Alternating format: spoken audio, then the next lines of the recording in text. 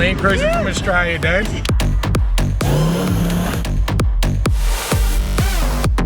The baddest LC79 in Australia. Give it a little bit of gas.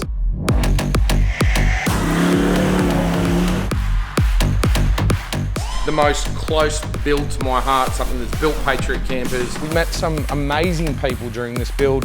It's actually the black truck's 5th birthday.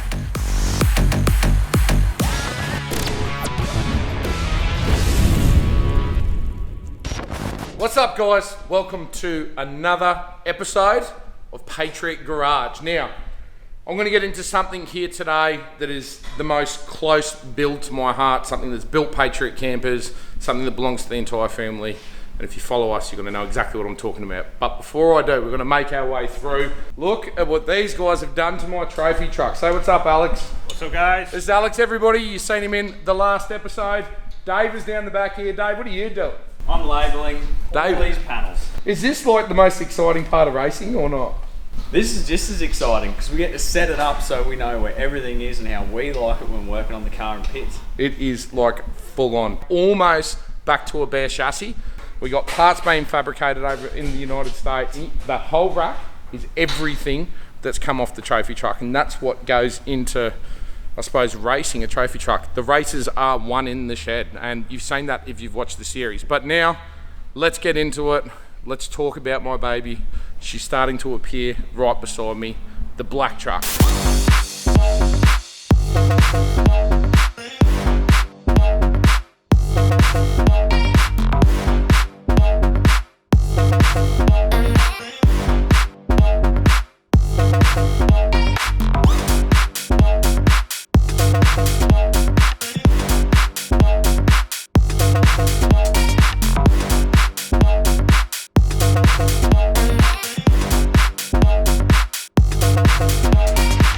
The baddest LC79 in Australia, hands down, in my opinion. Now, I know a lot of people are going to think that's subjective, but I still think this is the best 79 series in the country, and yes, even better than the Mega 6. And I'm going to run you through the reasons why, so let's get into it. Another episode of Patriot Garage, the black truck.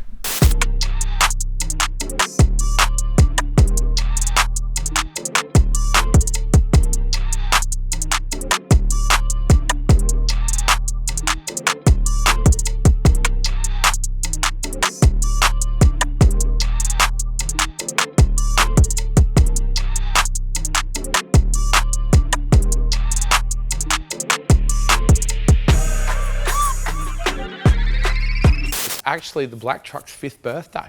The black truck has just turned 5. And going back to what I said before, November 2015, I started the build of the black truck, LC79 4-door. And once again, I made a really, really bold statement in the very first video. This will be the best 79 series dual cab in this country.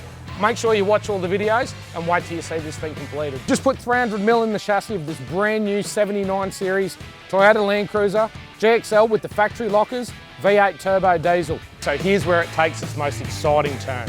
This is where the truck actually becomes a Patriot Super Tourer. I've added something to the tray. We've got a couple of little canopies, and yeah, you can see they're canopies, but what's inside them, I'm gonna keep that a secret for a minute. That was actually my first time I'd ever been in front of a camera, and it was one of those, you know, I don't know what to do with my hands type deal. Watching it back now, I cringe a little bit, but that statement, this is gonna be the best 79 series in the country, I still stand by that statement, and that's why fundamentally not a lot has changed since we built the black truck. This truck was so innovative when it was built, you know, from the first iteration of the P-core body. You know, there was nothing around like that at those times. Nobody was building full sheet metal body styled trays. The electrical system that we put into this truck, which I'm going to run you through a little bit later on, nobody was doing that back in those days. You know, a Manager 30 in the cab of a truck, it was just unheard of. It wasn't done. We helped launch the whole coil conversion thing, and it's now this massive, massive thing, you know, with the team at Jmx. Jason and Tia from Jmx Suspension. Now they do a full conversion kit from leaf springs to coils in the 79. Okay, so basically what we've done, we've engineered and designed a full bolt-in coil conversion for the 79-76 series. So basically, rip out the old leaf suspension, throw this baby in, Basically 80 series, 200 series rear end. Yep. Change your life. Yep, full fabricated diff. Look at the kit, chrome ollie axles. I took one of these for a drive a couple of weeks ago and instantly I was sold. You've had a fair bit of experience with this kit, haven't you? Of course, everyone's going to try it out. Yep. So I've given it a good work over. Yep, so this really changes the whole ride of the 79 and I'm super excited. Let's get this thing in the truck. We met some amazing people during this build that we still have amazing relationships with. A lot of those companies have grown with Patriot campers. You know, we've created industries inside of an industry that already existed. And I don't mean Patriot campers specifically, I mean everybody who was involved in that time that really wanted to showcase what Australian manufacturing, and I suppose just as importantly, what Australian engineering was really capable of. There's been a lot of imitations of the black truck. There's been, and we've built them. We've built imitations of the black truck. We've had customers, you know, from Dubai. We've had inquiries from the United States. We've sent cars over to Singapore now. We've sent cars over to Papua New Guinea that have just been customers who have followed us and said, I just want exactly the black truck. I want a replica of it. So if you've got one of those replicas somewhere around the world, put something into the comments of this video. I'm sure everybody will want to see it. Let's have a walk around and we'll talk about some of the external features and then we'll get into the key things that really make the black truck the vehicle that it is. My first ever proper touring car was a chopped LC200. So that was in the first 12 months of Patriot Campers being the thing back in 2013 or something like that.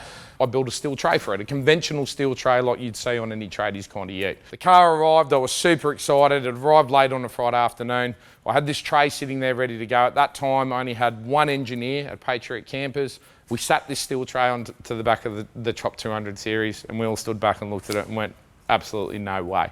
Pulled it back off. Monday morning we all came in, we got to work and we designed the first ever fully sheet metal tray based around the capabilities of what Patriot Campers had at that time.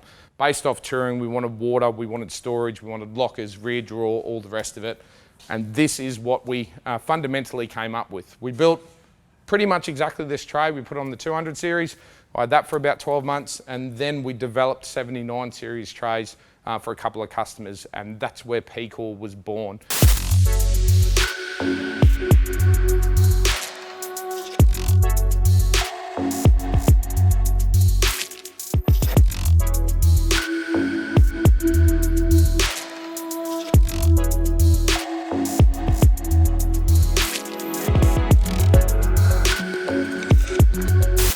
Once we started taking them to trade shows, you know, the inquiry was huge and we started manufacturing trays, which ultimately led into us building full turnkey packages, which are the Super Tourers. The body is fully aluminium, all aluminium, but the construction on this one here has changed a lot. It's developed a lot, it's been re-engineered. The new P-Core bodies are much stronger, they're much lighter, and they're aesthetically a little bit better as well. You can see this one here is kind of really boxy, it kind of looks like a Lego tray. But look, in the back, big storage locker. The new ones now are all central locking. Got an ARB twin compressor mounted up underneath the back here. You can see the air hose, some storage areas here. Normally I'll keep plates, cutlery, that sort of stuff on this side. There's a pantry drawer on the other side. There's a little front locker at the front here. Another really good storage area. So we utilise the front space. Because this one here's got a 300mm chassis extension, which we'll get into a little bit later on, you get that front locker as well. But I think one of the biggest things that really changed the game when it came to the black truck was the development of the twin canopies. Actually, look at this. See out there? Canopy number 1. So that canopy was built in 2010. Now, that one there, I used to do a lot of hunting, used to do heaps of hunting. At that time, I had a Hilux, I had a dual cab Hilux. At my sheet metal business up in Brisbane, there's got express metal products, laser cut into that before Patriot Campers was even an idea in our head. That's the first canopy that I ever built. And that used to house my dogs when we got out hunting, chasing pigs around Western Queensland. I wanted the ability to be able to really diversify with what I did with the truck on a trip-by-trip basis. Say, for example, the kids were a lot younger back then, they were riding their peewees. If I wanted to take them out riding on the weekend, the canopies could be lifted off by me and a mate and we could use it as a flat deck. If we were going on a touring trip and we weren't taking the dogs, and say, for example, I wanted to use the back of here, we come up with a half canopy that housed the power. Or if we were going out chasing pigs, we'd leave this canopy on the back. The dogs would be in here when we're on the road. As soon as we get off road, dogs are transferred to the front of the tray and they normally work off the front of the tray. So it really gave me the ability to do whatever I wanted to do. And this has just turned into an absolute weapon of a touring truck because of that reason. You've got the capacity to do whatever you like. Now you can see in here the divider is in here, so you can keep a dog on either side. That door obviously opens up and you can run big stuff through here. Now, one of the upgrades that we have made to this, I think since you saw the last video, the BMS used to be mounted behind the back seat. We've put in the new P-Core electronic setup into this canopy. So this is all current right now to what you would get in a brand new P-Core half canopy at the moment. You got the Redarc Manager 30. I've got, I think at the moment we're running 200 amp hour lithium batteries. I haven't had that cover off for a while.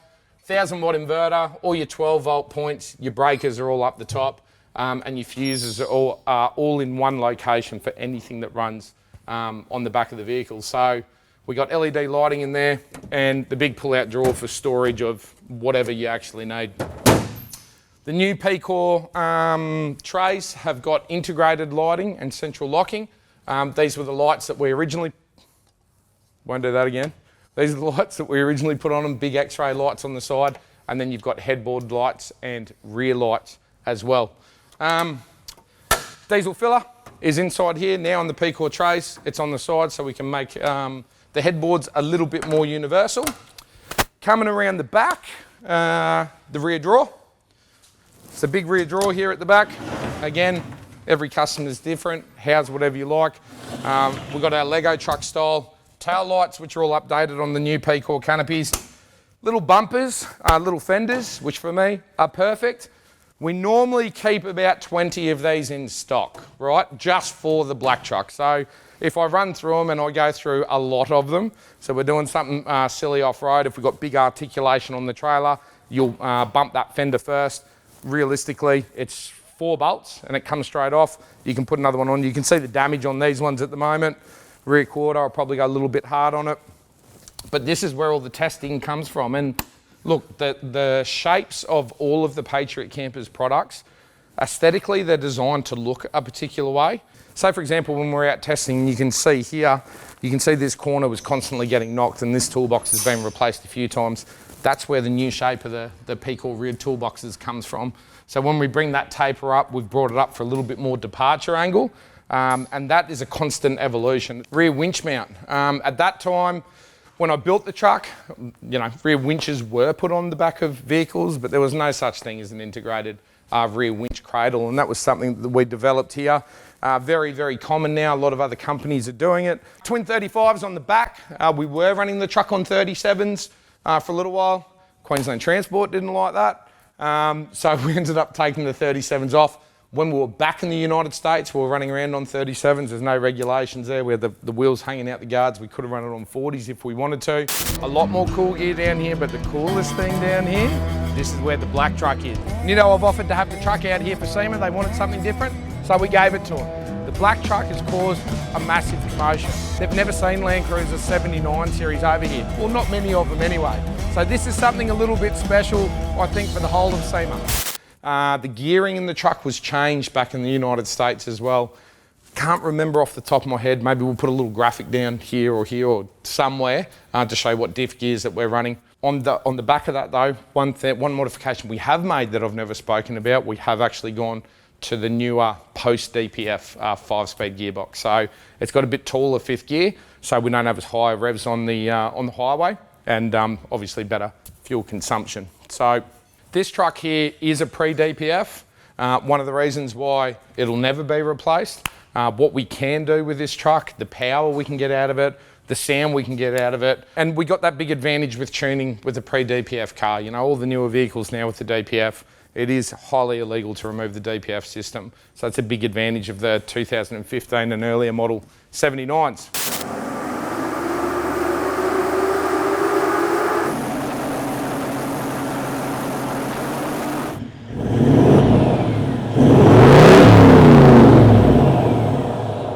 Another look at the canopy around the side here.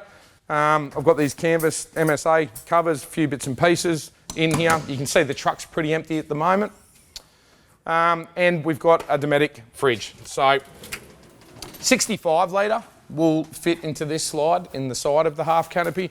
We're running the 55 litre actually, with the ice machine there from Deadening.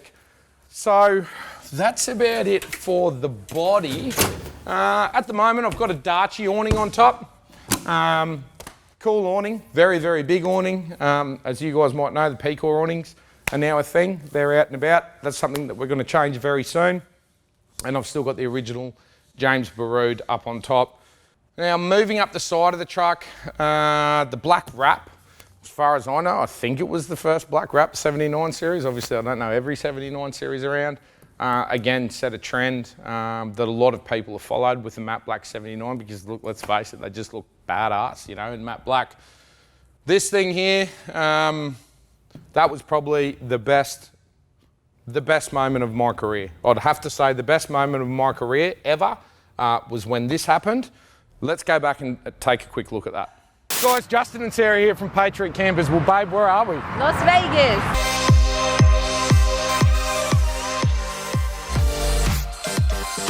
The biggest automotive aftermarket parts show in the world. 12 cars, the best builds of SEMA, and we opened SEMA.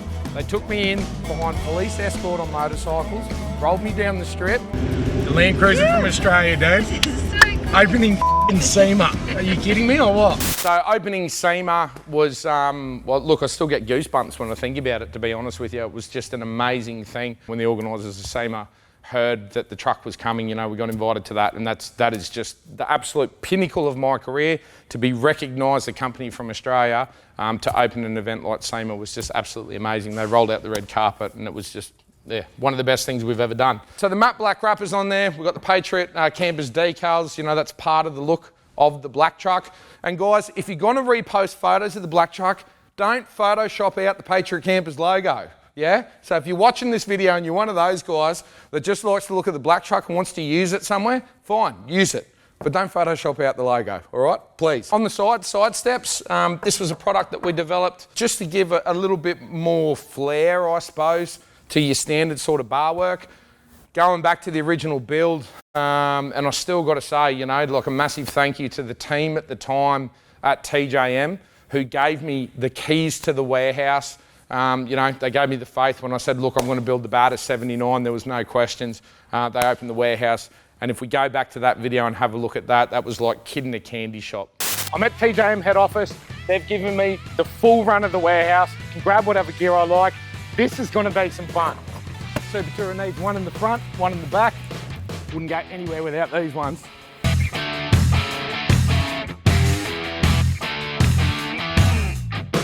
So how good's this? Who has had run of a full 4x4 accessories warehouse before? I know I certainly haven't. I'm probably going to spend a little bit more time here than I thought. I might dig through a few of these boxes. I know Sarah's Prado needs a few extra things as well. I'm going to keep on moving. So that was another amazing day, and that's when Patriot Campers was really starting to get recognised in the Australian industry, you know, and we got the backing of and made the relationships with these companies like I was talking about before. So sidebars, side steps, and the T13 steel front bull bar is still exactly the same. P-Core have developed their own bull bar now, so we have developed their own bull bar now. It's an amazing looking bit of kit. You see it on all the Super Tourer builds.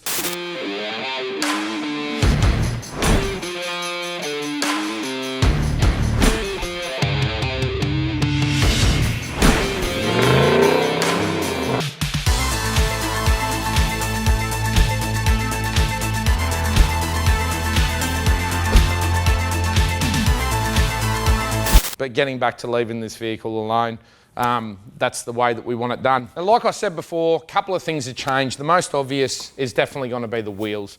So we're running the P-Core 17 by 9 inch bronze wheels at the moment, which have got the -25 offset, which is the only, the maximum legal increase that you can do. We developed these wheels specifically for maximum offset increase while keeping them legal here in Australia. No other company offered that at the time, and as far as I know, I think even for the 79 series, I don't think anybody offers that offset. But if you want the widest track you can get for a 79 series, P-Core wheels are the only way to go. When I built the car at the start, the wheels that I put on it, at that time, they were suited to the car. Now they're just so far outdated. And just to give it a little bit of that modern flair, but also add a bit more P-Core product into it, because at the end of the day, it's our brand that we want to promote. And personally, I think these wheels are leaps and bounds in front of what we had on it before, but the offset is the biggest reason for it. We're running a Mickey Thompson 35-inch tyre, which is now fully compliant on this kit, which we'll get into a little bit later on. MTZs, if you're for a daily driver, I wouldn't recommend them, to be honest with you. But if you're using your truck just as a touring car, mud terrains, you can't really go past them. Tyres, at the end of the day, we built the car with BF Goodrich. We ran around in America with Toyo, but here in Australia, I've got more Mickey Thompson tyres than probably anybody I know. So, that's the reason why we put it back on the Mickeys. We couldn't keep it on the 37-inch Toyos. But that'd probably be, right now, I reckon the Toyos would probably be my choice. Or maybe we might give the KM2s another go when we do the next set of tyre change. Big change that was made in just before we sent it to the States, so about 2017, we put the post DPF bonnet on there. So the bonnet's got the big bulge in it. It's not the factory, the original bonnet that came on this car, but it's part of the styling of this car, and we'll leave that on there. We haven't changed out any of the lights as far as positioning goes since we built the car, but we have been converted, I have been converted from HIDs to LEDs, to be honest with you. I'm pretty much at that stage now. 300mm side projection lights, 600mm combination, so this has got a pencil and the spread, and then the big 1200 at the top, all from X-Ray. The only lights that we run now, they're the only ones that we run. You pay for the quality you get, and I think the X-Ray brand is one of those brands that there is no two ways about it. I've never broken one, I've never smashed one, I've never had one fail. They're just an amazing bit of kit. GMA whip, when we're running around town, we'll run the little 600mm 2.1 dB, I think it is. But when I'm out, I run a 1200 6.6 dB. I find, you know what, actually, I'll give a shout out to Ronnie Dale right now. If you want to know the difference between the shorter or the smaller dB, higher dB whips, jump over to Ronnie Dale's channel. He's just done a really good comparison video, one of the best ones I've seen, where he shows you real life exactly what the difference is, and that will help you make a choice. GME, Australian made, only way to go, only radio I've ever used, forever and a day. You want another funny story? I'll give you another story. Patriot, number plates. How did we get them? Weird, like weird. I just started Patriot, a couple of months into Patriot, and I'm, a bit of a wheeler and dealer, like everybody knows. Exhibit A, still coming in another video. I was on Gumtree one Saturday afternoon. I'm on Gumtree and I can't remember what I was looking for. I was looking for something stupid that I probably didn't need. And I was on Gumtree, and just for some reason I just typed in the word Patriot into Gumtree just to see what had come up. And comes up Patriot number plates. They were 35 minutes away from me. Rang the owner, rang the person. Have you got the Patriot number plates? Yep, seriously. And it was a lady, and she's like, yeah, seriously, I've got them. Whereabouts do you live? She gave me her address. I said, I'll be there in 30 minutes. Turned up there with the cash. Bought the Patriot number plates. So very, very cool. This is PATR1 OT. Since then, we've bought the other one, which is PATR IOT, which is going on that little project over there. Keep an eye out for that one. And no, that's not Ashton's FJ45. That's Dad's FJ45, my COVID project. We'll get into that a little bit later on. Still running a TJM 12,000 pound winch in the front. I've replaced the rope a few times. To be honest with you, we've replaced the control box once, I think, where was that? The motor's still the same motor, the drum's still the same. I've put a couple of winch ropes in there, and I think that's really due to maintenance. We haven't been cleaning them out properly. Most of the builds that we're doing now, we're doing worn winches, if I'm to be perfectly honest, especially for the big trucks, the Ram trucks, the 16,500 pound worn, indestructible. You can't break it. But really for a 79 series, or if budget is a consideration, these things really do the job. That's something that I can say firsthand. What else? External AirTech Snorkel. The Snorkel is still the same snorkel that we fitted. I have thought about going back to the original 79 series, you know, the dome on top. I think that fits the style of the car. But again, looks are subjective, you know. Up the top, Pioneer platform that we've been running from day one. 1200mm light bar up the top. Shovel holder, and of course, Max Tracks on the roof. One of those products that you just always have on your vehicle. Never go anywhere without them. And also mounted up on that roof rack, I've got a 150 watt Redarc solar panel, which I find is ample for what we do and what we utilise the battery that's sitting in the truck for. We've got another input there, and especially we've got one on the BCDC if we want to charge the start batteries on their own. Towing mirrors, something I've gone away from now, to be perfectly honest with you. I find that they can be an absolute pain in the arse when you're on tight tracks, and realistically, we don't tow caravans. The biggest that we'll tow is a toy hauler, and the toy hauler, the guards are 300mm wide. So even with factory mirrors, I can see straight over the side of my trailer. If you were towing a big caravan, I'd definitely recommend them. But for what this thing's really built for and getting it down tight tracks, I find, you know, I'm smashing mirrors pretty much every trip that we go out on, if you forget to fold them in. Going back to the power on the black truck, which is probably the #1 question that I get asked. Let's just take it back to when I built the truck. I was so nervous at that time about letting anybody modify the engine on this truck. You know, the remote touring that we do, all I wanted out of it was reliability. And I know, I've been around it for long enough, when you start modifying engines, you start running into issues. That is just the way that it works. And by issues, it's not always fundamental like detonating motors. It's just the niggling stuff that you just don't want to deal with. You know, I just like my gear to work. But I was following at that time on social media, I was following a company called GSL Fabrications. And at that time, they were based out at Gatton. They were in a small shed out in Gatton, you know, two brothers and their old man that were just doing some wicked fabrication at that time. And, you know, fabrication, I get excited by, you know, stainless steel welding and that sort of stuff. And I was following what these guys did. And, you know, kind of towards the end of the build, as we were progressing, I rang these guys up. We kicked off a relationship. Those two boys are exactly, you know, like we are, like I am and my brothers are, Scotty and Luke I'm referring to, and you know, they're now really, really good mates of mine and good mates of Patriot campers. So I took the car up there and I didn't want to go overboard. I'm like, boys, this is a touring car, I need it to be reliable. Let's do what you think we need to do to get some power out of this thing, but do it reliably. At that time, they were right in the stage of developing all their different kits. The 300 kilowatt kit wasn't a thing for GSL at that time. They were still going through the development phase, but we'd done some fundamental changes that were really as simple as this. We'd done pretty much all the bolt-on stuff that you'd expect just to make the boat breathe better. And going back to being a pre-DPF, massive gains are had just out of dump pipes, right? So if we flick back to that video, I'll show you the comparison between the standard dump pipe and the factory dump pipe. Now, to get the efficiency out of the turbo, we need to expel that exhaust gas as quick as possible. Give you a bit of an example, here's your standard 79 series dump pipe.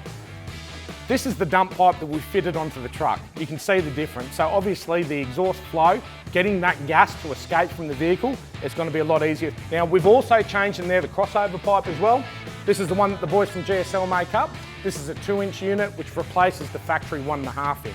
We did a couple of other things. Front mount intercooler, so we've put the intercooler up the front to keep those intake temperatures down, which I explained in the first video.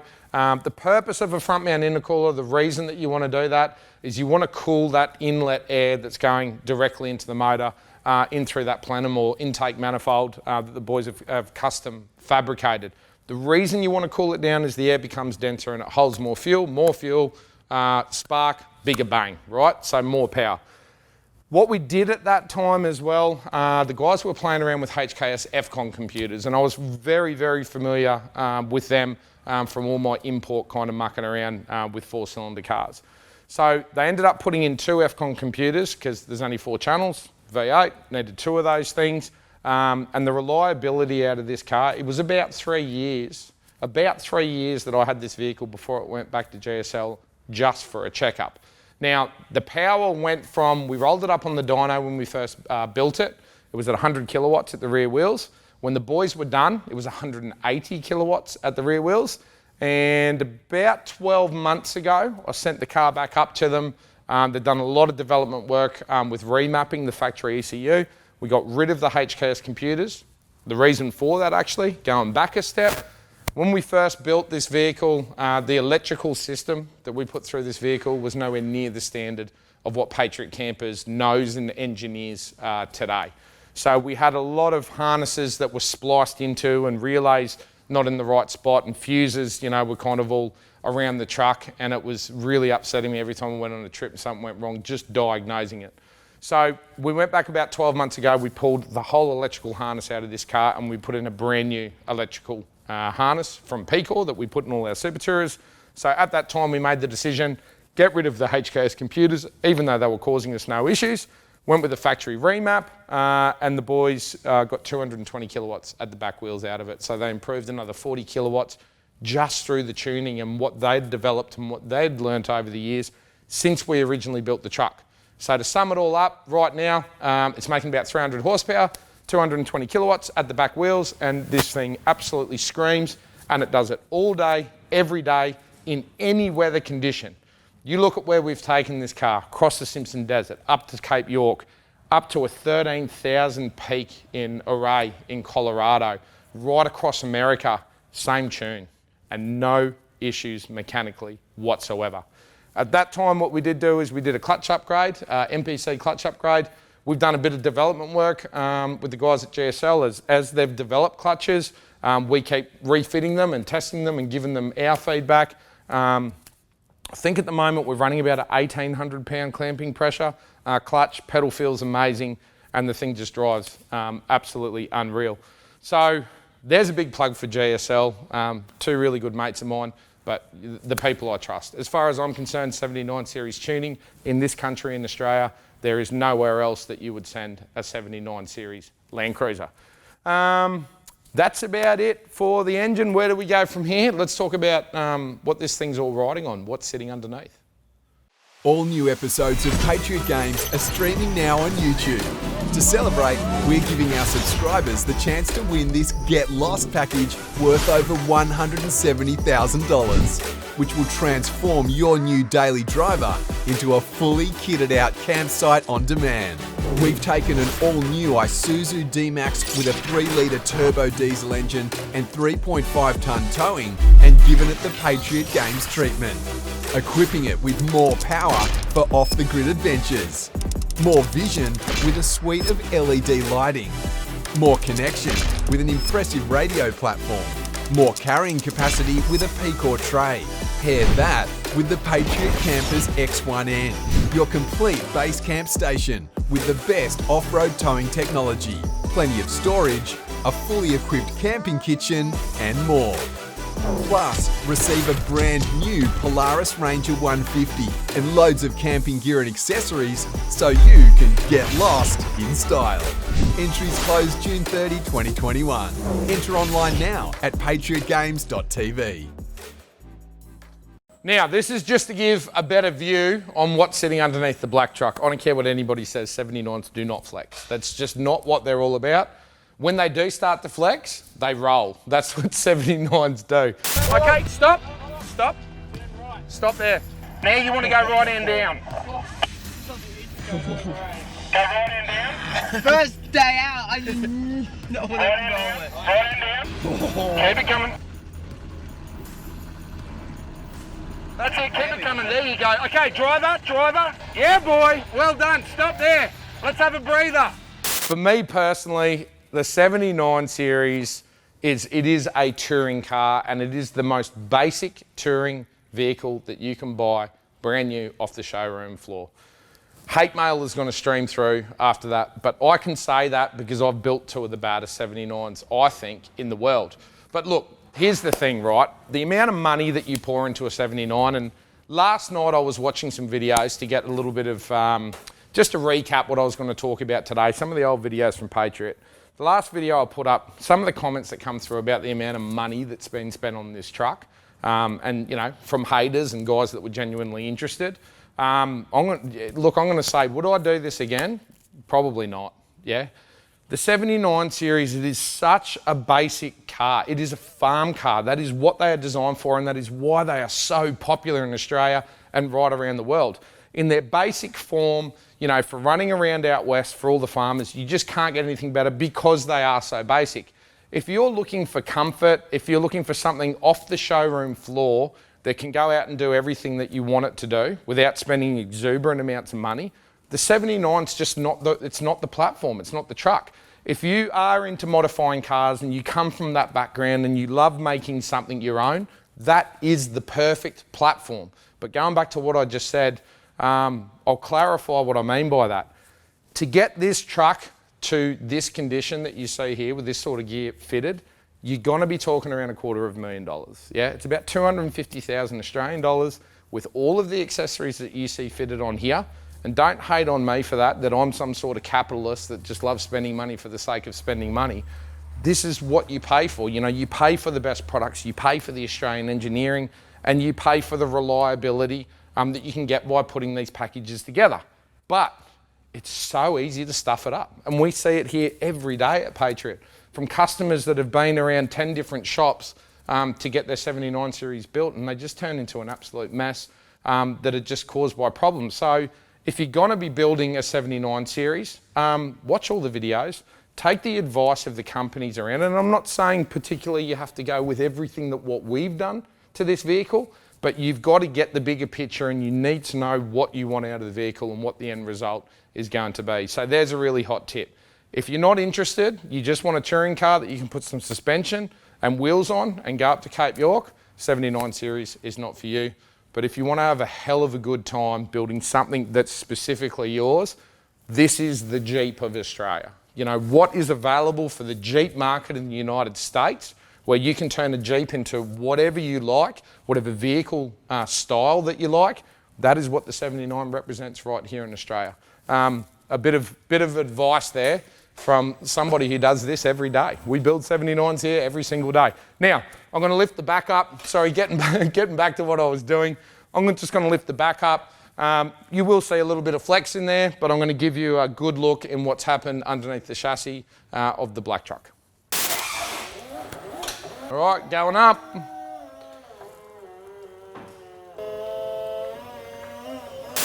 Now, that's about it. Come and have a look underneath here.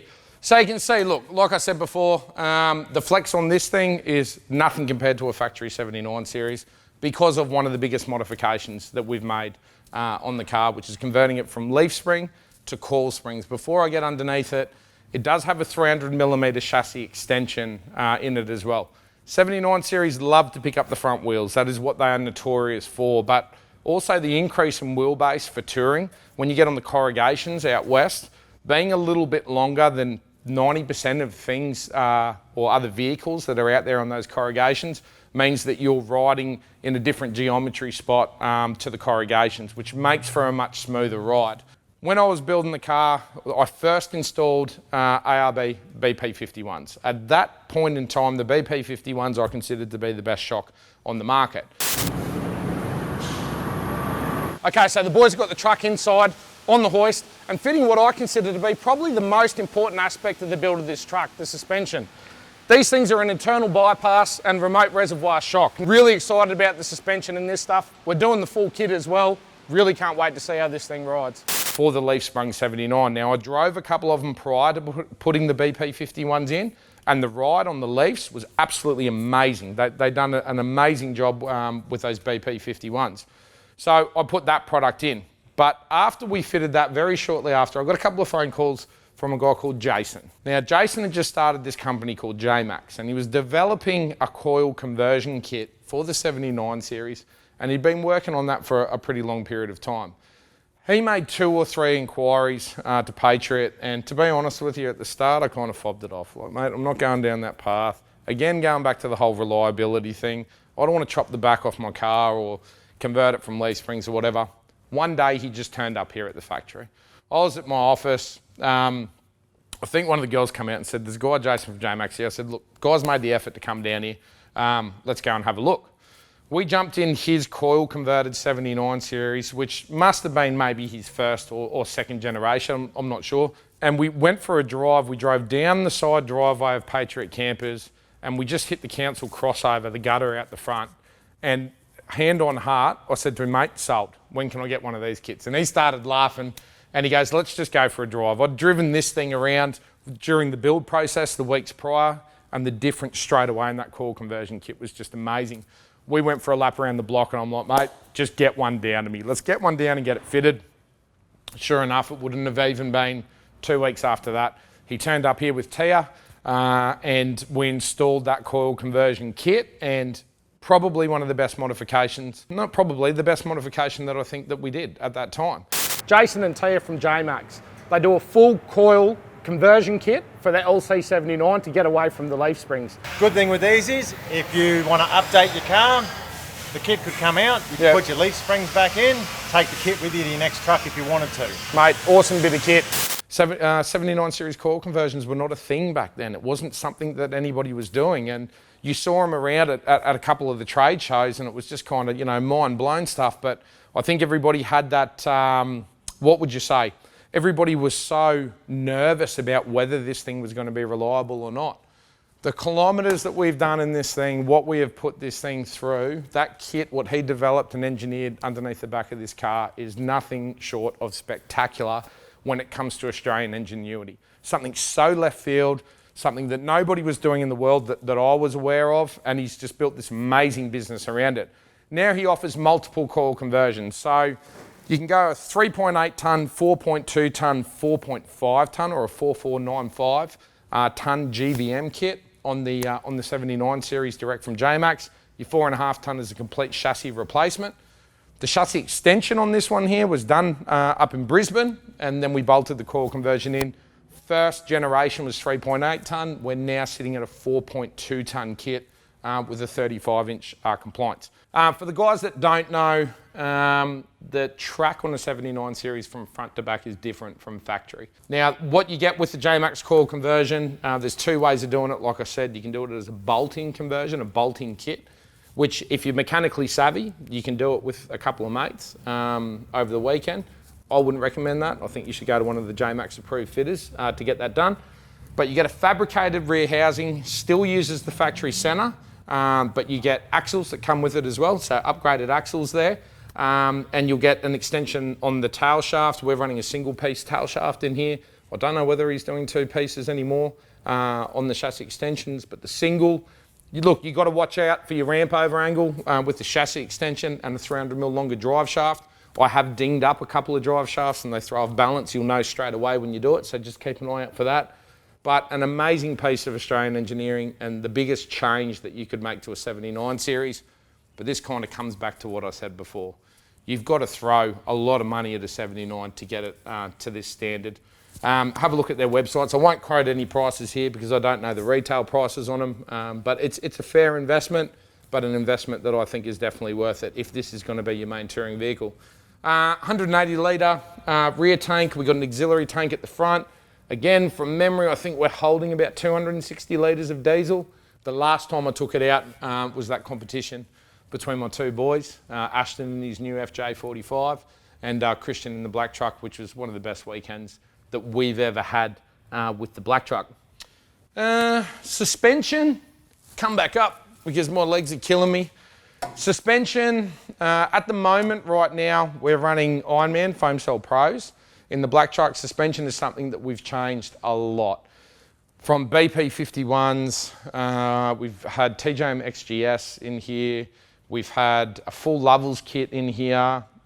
We've done a lot of work on suspension and trialling a lot of things when it comes to suspension.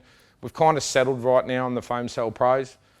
They're an awesome shock. I think for the money, I don't think right now in Australia there's a much better shock you can get. One thing I didn't talk about is rear airbags. Every touring truck that we have runs airbag setup, so we can compensate for what's sitting on the tray and also when it comes to towing. Now when it comes to the front, there's been a few modifications made in the front end. Brakes are still running the same, so we're still running the OE brakes. If you look down here, you can see the trailing arms. So we got Jmx radius arms there, which correct the caster for the lift. We're still running the old band Emu steering dampener up the front, and we're actually running on Lovell springs still as well, which is something I just noticed with the Foam Cell Pros. Front end of the black truck, if you follow us, you would have noticed the Simpson Desert. We blew a front diff. Sounded exactly like what happened on Fraser, dude. Remember how I thought it was a hub? Yeah. But we knocked those teeth off those gears. It's as soon as we come over that dune, we popped over that dune as I came down and grabbed another gear, it just went ka-conk. It was over here. No, that sound. It was over here. That's diff center, dude. I've done that about, I think it's the third one that I've blown. The 79 is not as bulletproof as everybody says they are. I think with the big tyres and a lot of the weight, and even with aftermarket gear sets, you know, whether the installation wasn't right and, you know, backlashes weren't set properly, or I don't know why it keeps blowing front diffs, but it's constant, it does keep doing that. The rear's been really strong. We haven't had any issues with the rear. So mechanical reliability, it's been pretty good. Let's jump in the interior and I'll run you through the modifications that we made into the interior.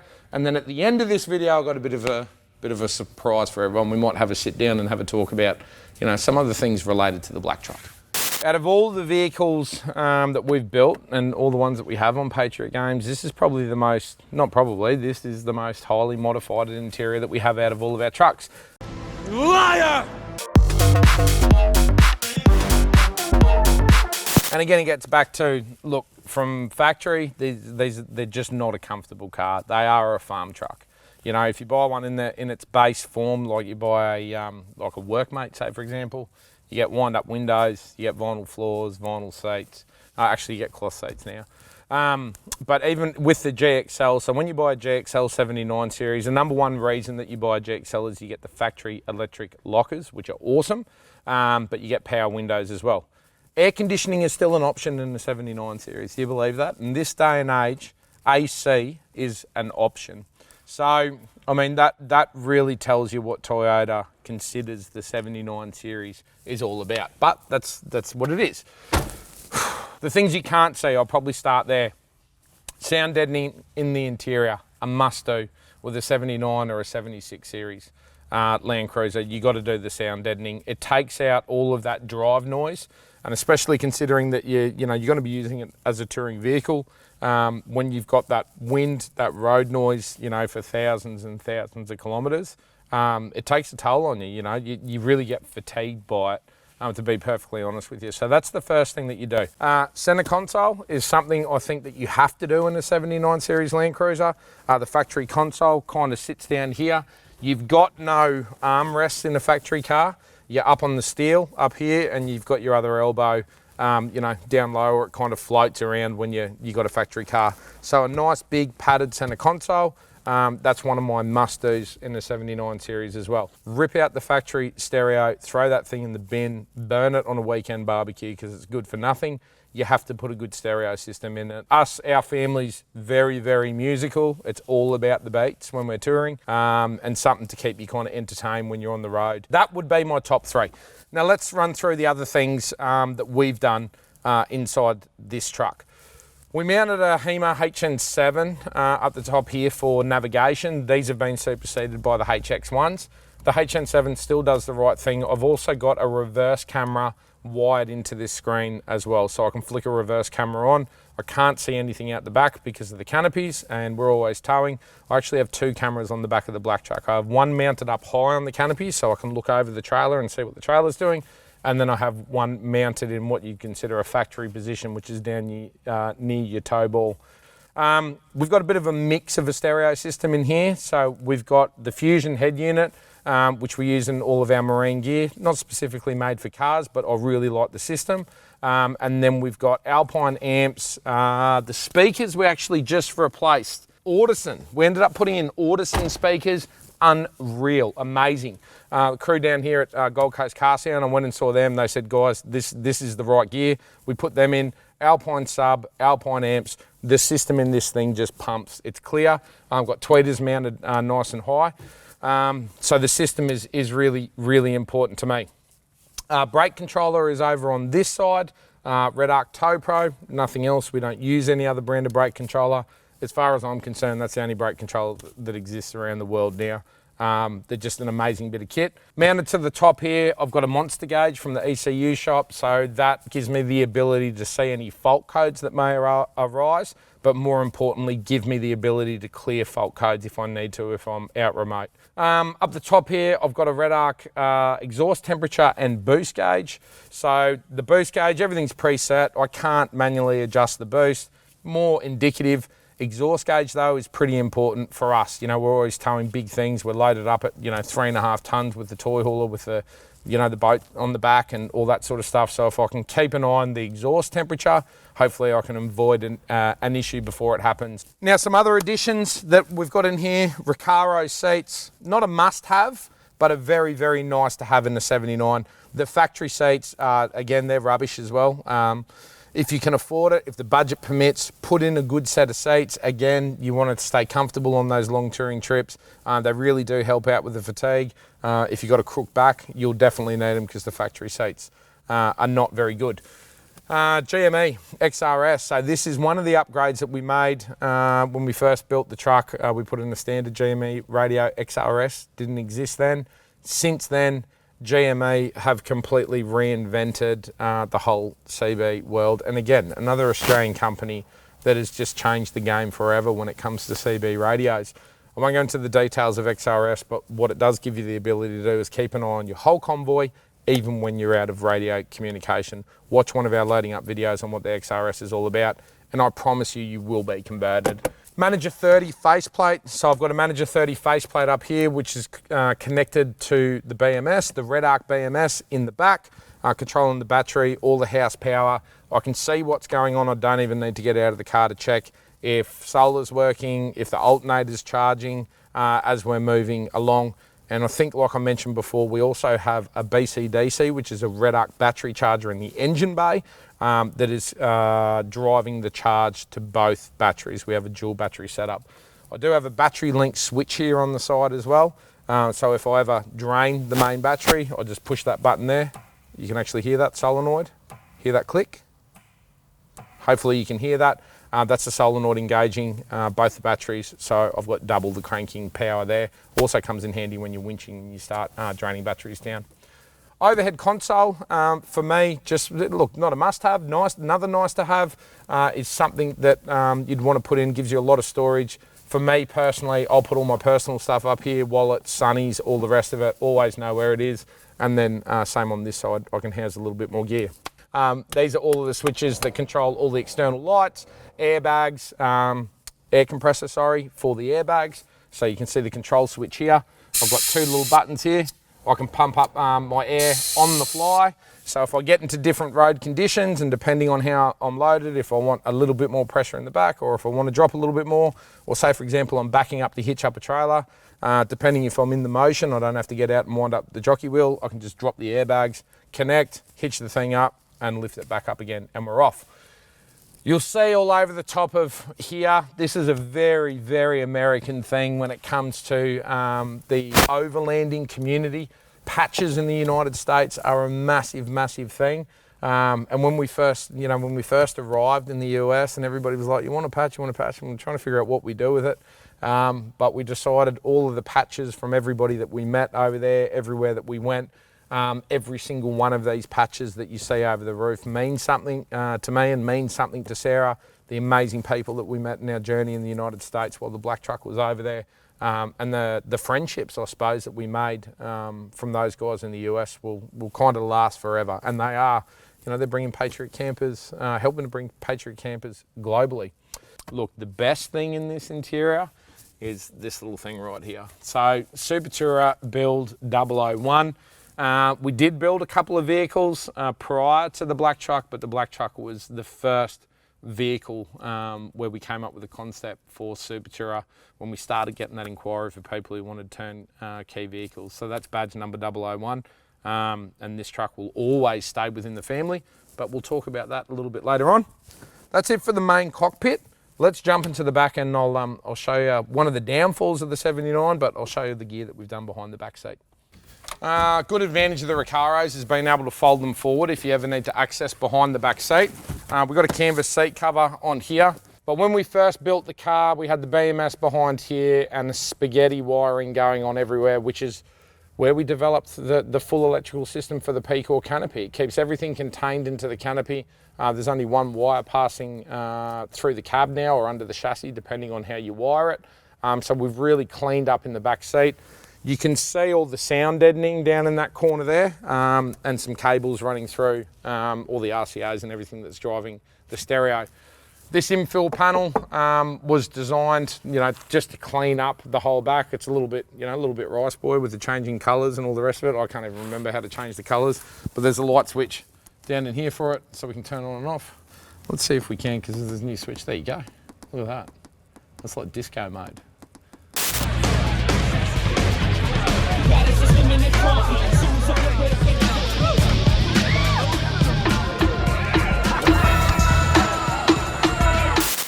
I don't know, it was something we did. We thought it was cool at the time. Probably not that cool. Folding up the back seat. Now, I'll show you the problem with the 79 when it comes to family touring. So that's in my driving position. That is how my boys roll in the back of the 79. Hence the reason why we now take 2 touring cars when we're out and about. Christian and Ashton are about 2 inches taller than me now, which they hang it on me like pretty much every day. But sitting in the back here, it sucks. It really sucks. You are dead upright, the seat's uncomfortable, you got nowhere to put your knees. If you want to take your family on a touring trip, and again, I think I've said this before, if you want to put the kids in the position that they'll hate each other and your family will fight the whole time, go and put a family of 4 or 5 in the 79 series, and I guarantee that you will have those issues, depending how old they are, obviously. Younger kids in the back or baby seats, they're probably not going to care. But it definitely doesn't suit a growing family. If I was touring around, with a couple of teenagers, from, not even teenagers, from 10 years old till 17 when they get their license and they don't care about you anymore and they don't want to go anywhere with you. But between that age break, I would definitely not recommend putting a full family into a 79 series. So that's about it for the interior. We're going to jump back out the truck now. Let's do some fun stuff. Let's do some recaps of what we've done with the black truck. I hope you've really enjoyed this look through the black truck. Now, there's about 5 or 6 videos on the Patriot Campers channel if you want a little bit more detail.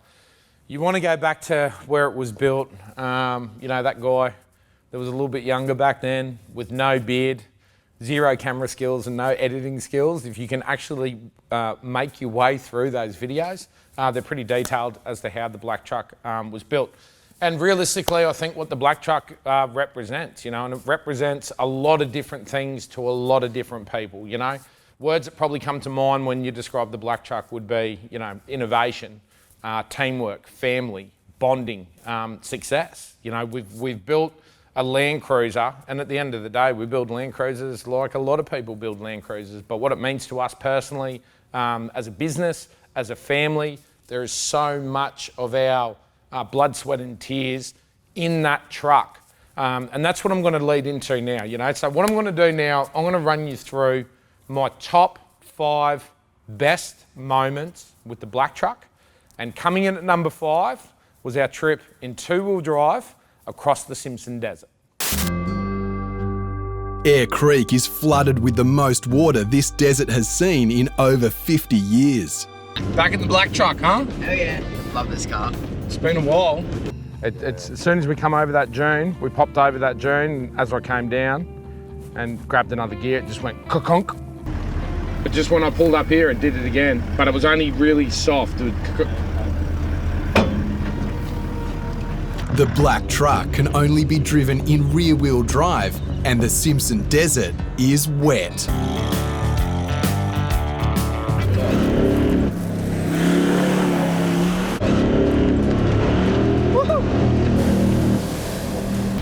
Okay, you're pretty much out. That is so slippery, dude. I think we're dreaming, mate. I cannot see this working at all. I just think we're going to be here. Like, this could take a day. Okay, so that's, so we don't go to Fink? We don't race Fink? All right, I'm gonna go, I'm just going, guys.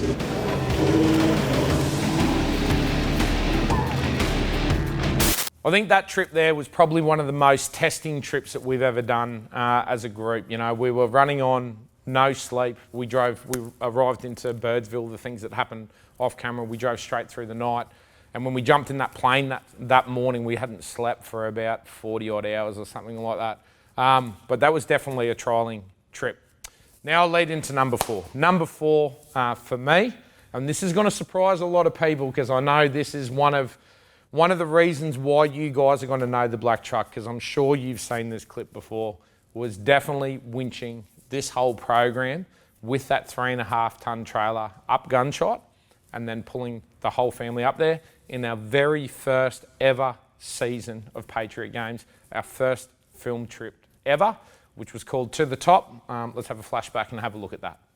This is the backside of Gunshot Creek, boys, so we're just going to drop down into here. I'm not sure how many people have towed that sort of gear down that track, but I can tell you one thing, it definitely tested my ability as a driver. I just dropped straight into it, straight into the creek, underneath all the t-shirts hanging up, all the paraphernalia. There's carnage stapled to trees all around the entire creek. You can see just how much damage this place has done and the carnage that it's caused. Take it to your right.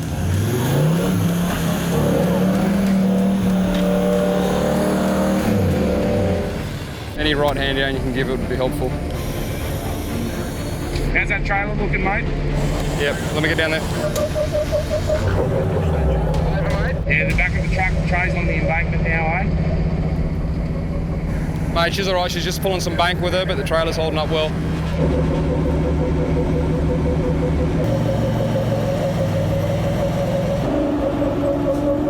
Oh, let's hold her there.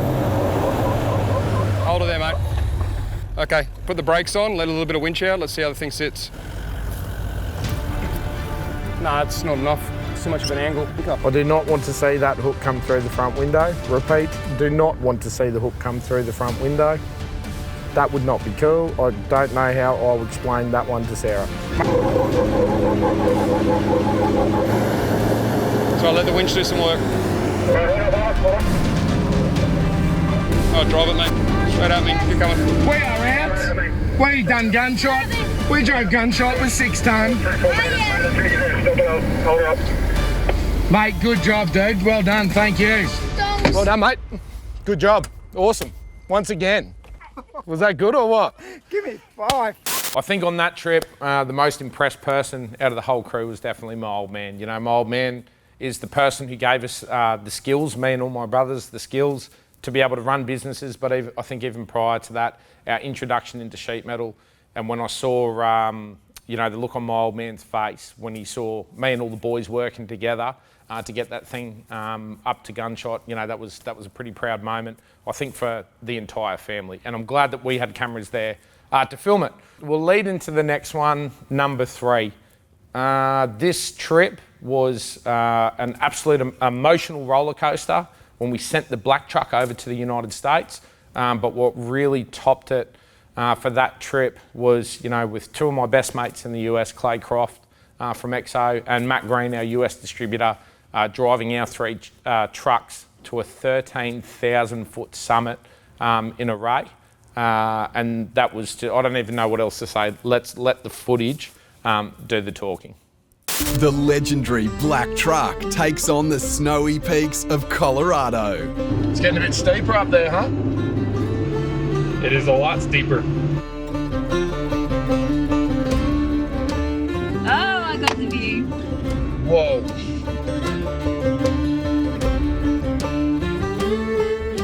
Okay, I just drove in the snow for the first time. Oh my God. How is that view? Snow starting. Oh, dude, I got major goosebumps, like huge goosebumps. Oh, babe. Are you joking or what? I could cry. Like, I could seriously cry. Oh, dude. Are you joking or what? Oh, dude. What a great time of day to be here, too. I don't know what to say right now. I am speechless. There's no way to describe what we're seeing up here. The emotions on everyone, Justin and myself, we've never seen anything like it. Looking at him, the way he feels, the way I feel, just wanted to get close to him and really, you know, just having all of our American family there, standing on that hilltop, it was unbelievable.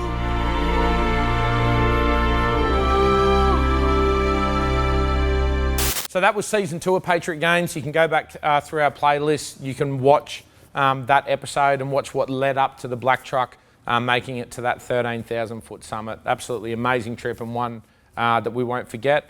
I think one of the best things about that trip, I shouldn't say it, but was not having the kids there, as bad as that sounds. Sarah and I just spending time getting back to what this was all about and why we built the black truck, you know, where it all kind of came from.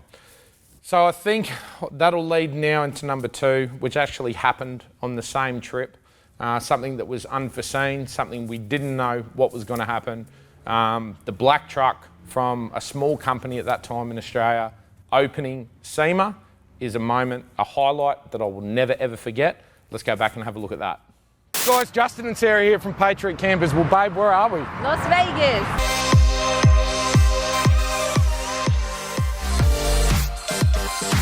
The biggest automotive aftermarket parts show in the world. On Monday night, we got invited, the little black truck from Australia, to come and open this show with some of the biggest builders in the world. The black truck has caused a massive commotion. They took me in behind police escort on motorcycles, rolled me down the strip. The Landcruiser from Australia, dude. Opening in SEMA. Are you kidding me or what? What has happened for like 4 years? What's happened? Up onto the red carpet, and I spent a couple of minutes on stage talking about the black truck and what it meant to us in Australia. So it's a Landcruiser, it's a twin cab 79 Landcruiser. That's what we started with. We obviously do a lot of really heavy modifications. We build these trucks for customers back in Australia. If you want accreditation, you know, people have different goals, different trophies, different measures of success. But being a car builder from here in Australia and opening the biggest automotive show in the world with the top names, you know, pretty much celebrities of the car building industry in Las Vegas, absolutely amazing, and definitely the pinnacle, one of the highlights, the highlight probably of my career here at Patriot Campers, and it happened with that truck right there. But this is going to lead me into number 1. Now, this one here is not going to be a surprise to anybody who's followed us from the start. And I think now, getting back to what's happened in the past couple of months, my boys getting their license for the first time, Ashton buying his first car, which ultimately was a Land Cruiser. He couldn't afford a 79 series, even though I've said it publicly before, this truck belongs to those boys. They still got to go through the same steps that I went through. They got to really live within their means. I want them to learn, understand how a vehicle works, what it means to keep one on the road. But getting to it, my number 1 moment in the black truck still is and will always be the winch recovery in season 1 of Patriot Games with Ashton.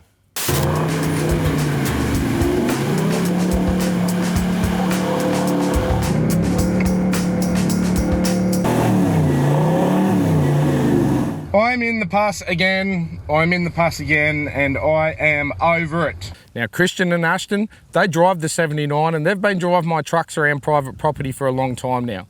So those two boys, they actually really know what they're doing.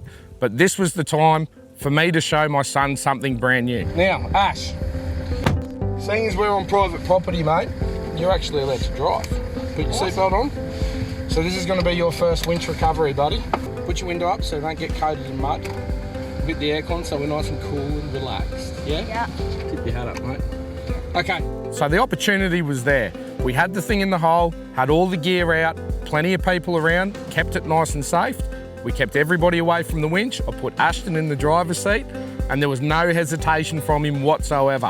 What you want to do is you want to let the winch do the work, yeah? You're not going to try and drive it. The winch is going to actually pull you out. All you want to do is just keep the tyres turning. So put it into first, yeah? Yep. Slowly let the clutch out, mate. Yep. Put into first gear. Slowly let the clutch out as I start pulling. So we're winching, clutch out, nice and slow. Clutch out, you probably don't even need any throttle, mate. Clutch out, let the clutch out, give it a little bit of gas. That's it, just keep the revs up just that little bit, mate. Yeah? Yep. All right, maybe a little bit more. Let's help that winch a bit.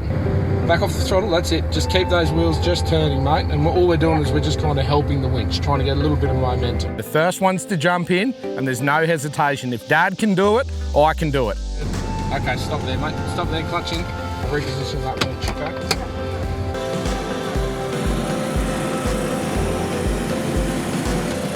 Well done, mate. Well done. Good job. Keep looking where you're going.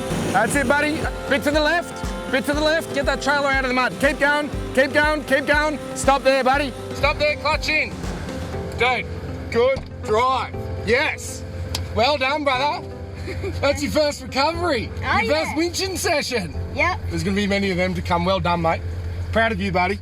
There you have it, guys. My top 5 best moments with the black truck. And when you watch that footage back, you really do understand what this car means to me, means to my family, and means to the whole team here at Patriot Campers.